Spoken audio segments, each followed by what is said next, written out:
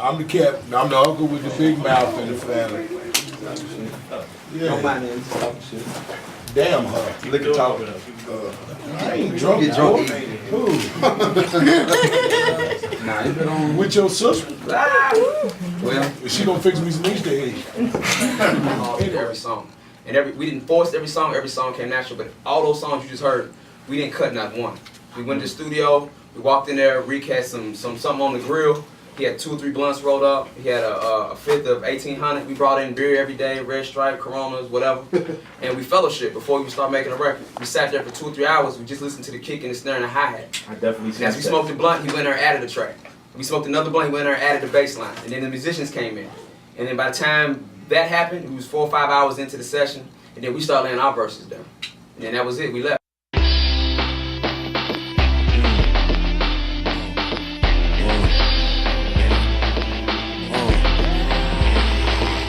Good guys for this last.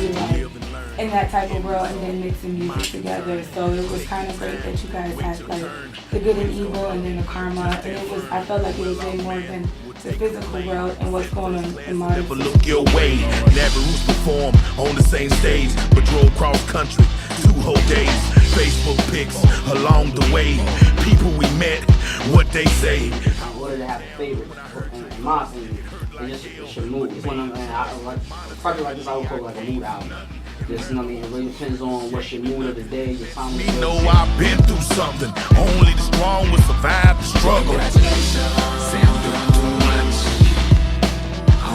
Just my full critique on the whole thing.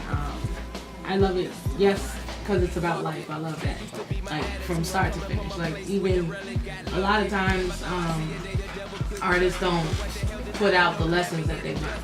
You know what I'm saying? And I really like that you left footprints for other people. That's important. I always see it. That's really important. And you know, like, it really is it's a deep-rooted album. Emotionally a deep-rooted album.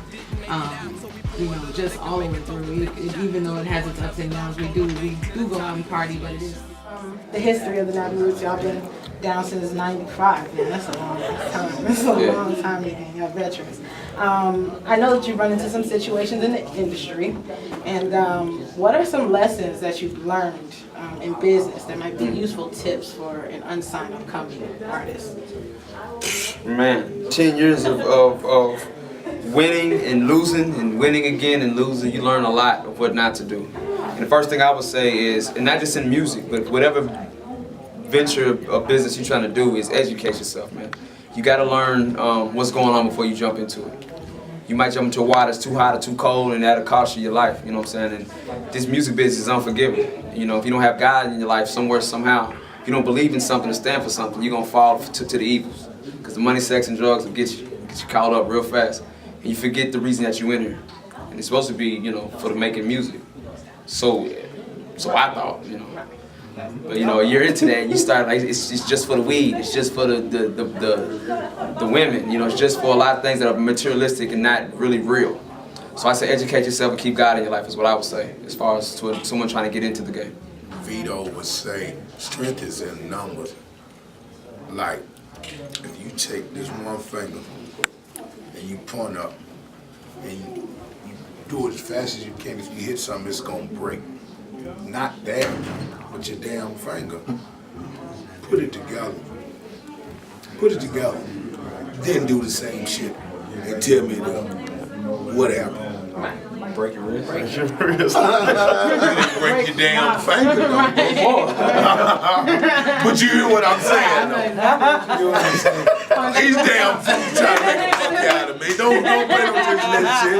These damn fools trying to make the fuck out of me. Don't play no. You can punch through a wall. One French fry won't get you full. You can punch through a 2x4. You can punch through a glass. I feel good. He's saying basically, in other words, trying to make me crazy. In other words, yeah, you can't do it. You can't do anything by yourself. You know what I'm saying? It's hard to do. You do like hitting and smack the shit out of it. Get your chin up. I'm saying basically it's hard to do something that you really want to be successful at by yourself. You know what I'm saying? And so, like Nappy Roots, and this is what I was gonna say. Some advice that I learned. You know, you gotta have a good team. You know, you gotta have a great team that believes in the same things that you believe in and want to have your best interests at heart, you know? You can't be surrounded by a bunch of negativity, people who's gonna bring you down. So surround yourself with positive people, a positive team. And you gotta know who you are and your identity, and you gotta know what you stand for.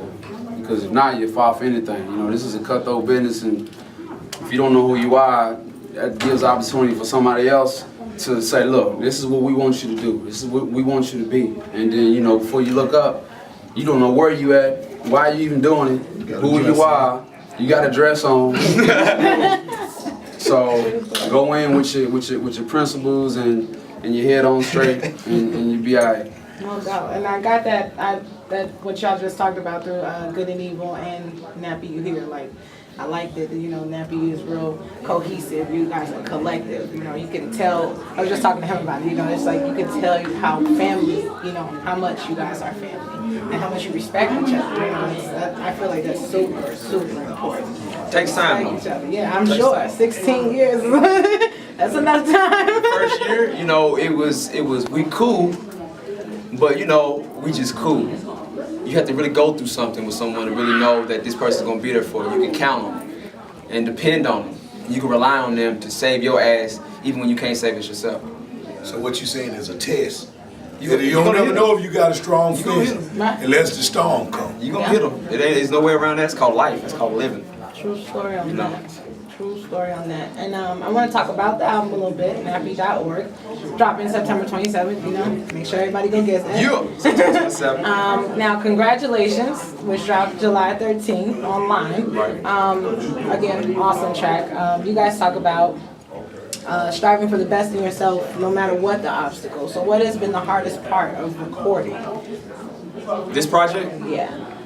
There really wasn't a hard part of this project. Not throwing up off the liquor, not passing out his couch off the weed we kept getting pumped into us. The hardest part for me was driving home at 5 in the morning, you know, 45 minutes, dropping this guy off, or, you know, that was it. Rather, there really wasn't no hard parts to this project. You know, we've had projects that were very hard. Our last album was difficult as shit, like, because we weren't even in the same city trying to do it. We had to keep emailing tracks back and forth and dealing with the producer, get him to step it up, and he was emailing beats to us, and, oh man, it was nasty. This one, we was on the road. When we got off the road, we all drove and, you know, got to where we was going, went to the studio. We all did it. You know, me and Scales live in Atlanta, so we shared, you know, a couple, you know, beds in the spot, and other guys got hotels, and we all went there together, and we left together, and it was very easy for us on this project. It was fun to me. For me, it was the most difficult time of my life.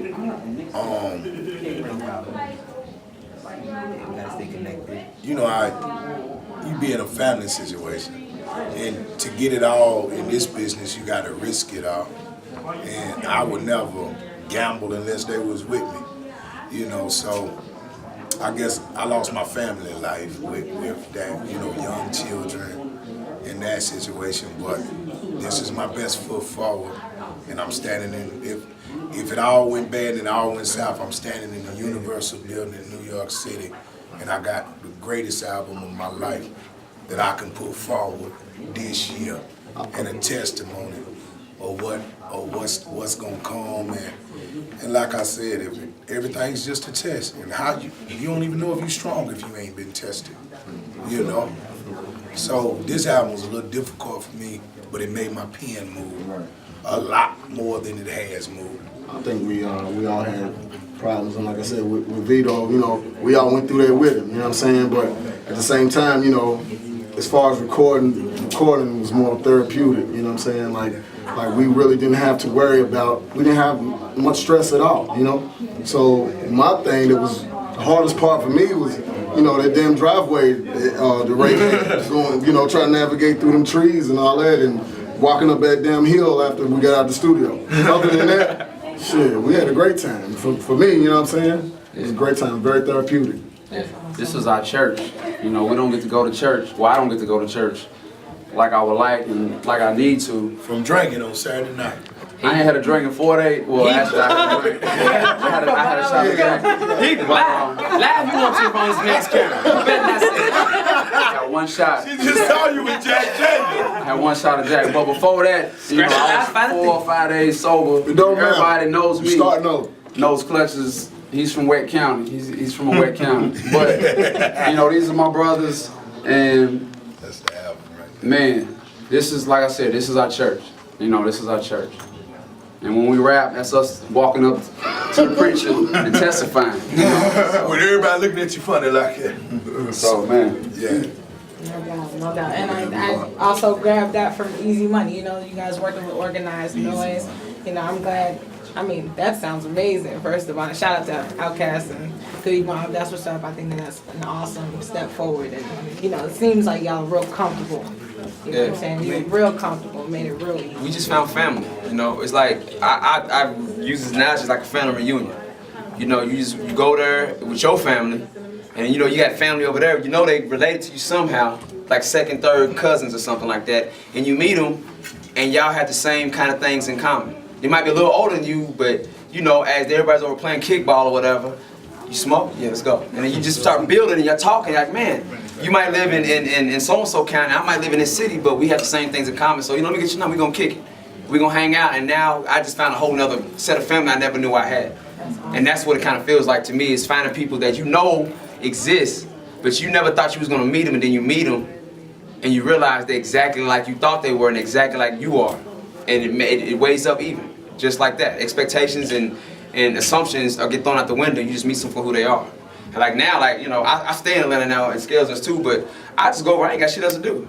I go over and hang out, talk to Ray, and we'll just get high as shit. I go over and holler at Reek, and we'll just talk about, you know, I talk to him like, man, how was it like having everything y'all had?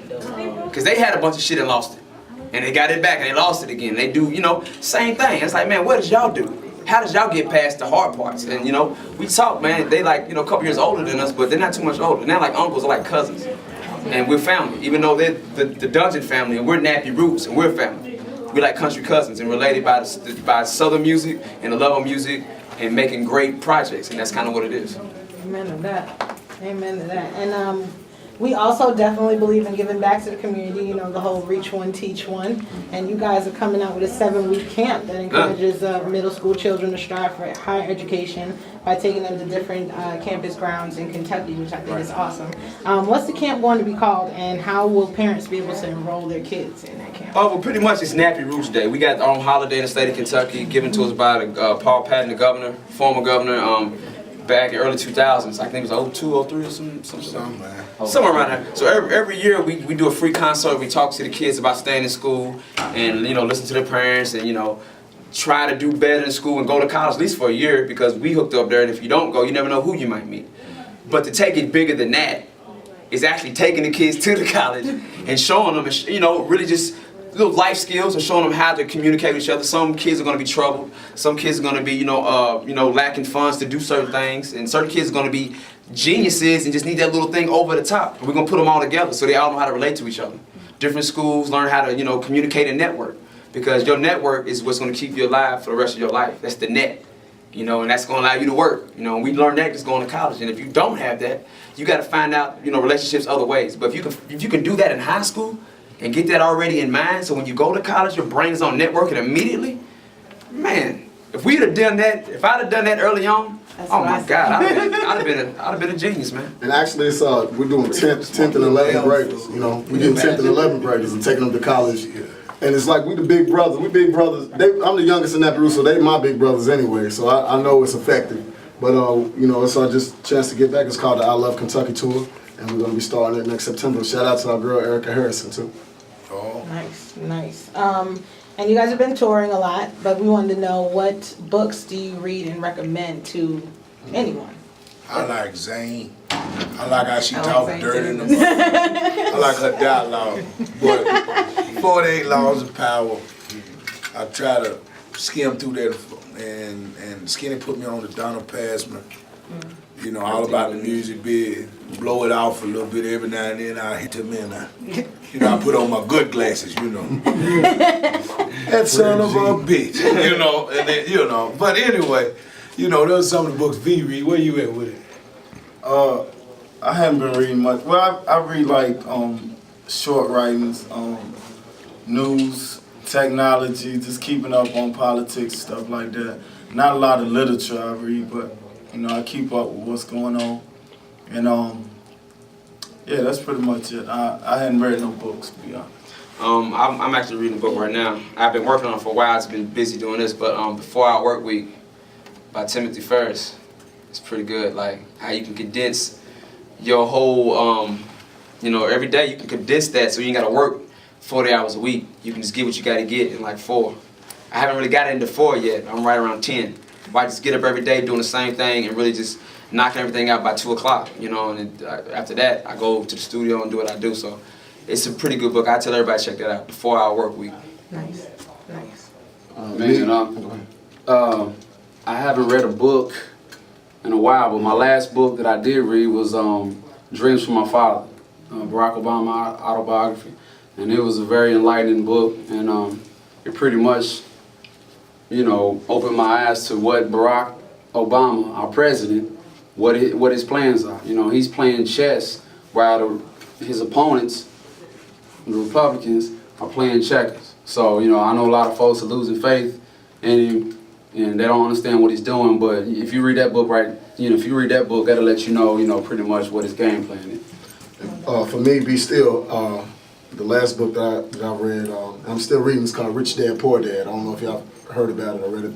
But it's basically a story about this kid who grew up in a poor family, but he was right across the street from a business owner. He had his friend had a rich dad.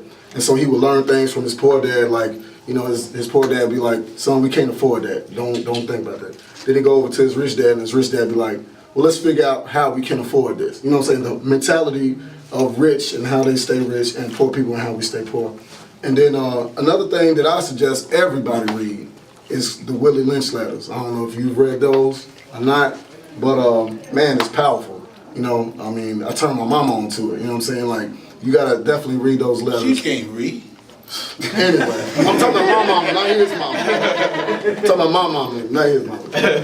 Willie Lynch letters is something that definitely everybody need to read. You know what I'm saying? I'm not going to even tell you what it's about. You'll figure it out and why we in a position as African Americans now and how we got there. So. And last question. What is on your playlist wherever you're going that people don't expect you to be listening to? Adele. Sade. Man, I'm listening to Mars Day. Hey, I'm a big Prince fan. Revolution. Slacker Radio. Scales put me on to that. I just plug it up, press play, and let it do Who what it you do. put it in there though? Actually, I got Gnarls Barkley. So it starts off with Gnarls Barkley, and then whatever else sounds like that. I'm in that mood right now. Yeah, Slacker definitely put me on to a lot of new music. If I had something I go to, I do listen to Adele. A lot of people listen to Adele right now, but I don't know, I listen to everything. Slacker, you put it on alternative, you put it on pop. I listen to pop, all of that, whatever just catch my ear at the time. Coldplay, that's one of my favorite groups. Dope. Well, thank you so much for having the interview with Spoken Free and Uncut Mag. It means so much, and the mission is so the same, y'all. It's not even funny. Like, being in that room just now was just, y'all don't even understand. I was so happy that the earthquake didn't ruin it for all of us today. Yeah, that's I love your spirit.